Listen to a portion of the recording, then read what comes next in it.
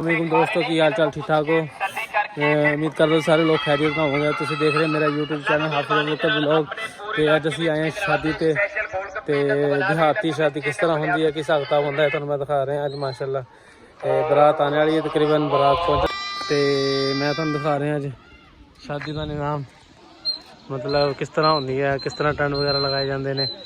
ए लगा देते टेंट। लो जी माशाल्लाह इस्तकबाल इस तरह होंगे शादी का।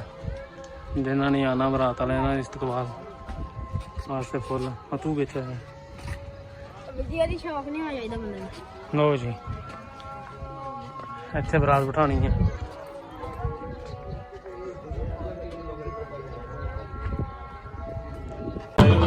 इस्तकबाल वास्ते खड़े हैं जी सारे माशाल्लाह जी।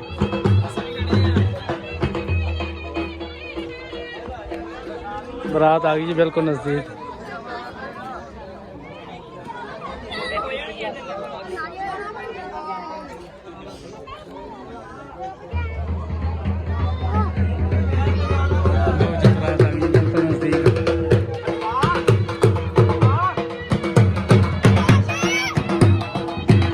लो जी बरात बिल्कुल नज़दीक आ गई है जी।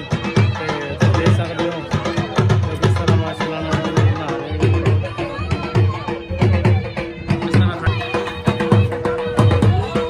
नियाने का रश देखो जी कितना ज़्यादा है जी इतने।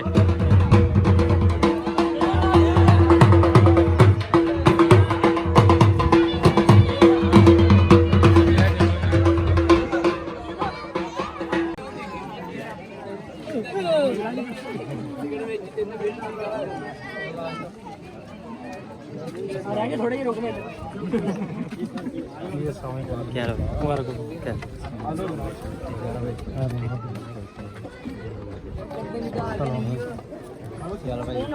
लो जी बरात गई अंदर जी।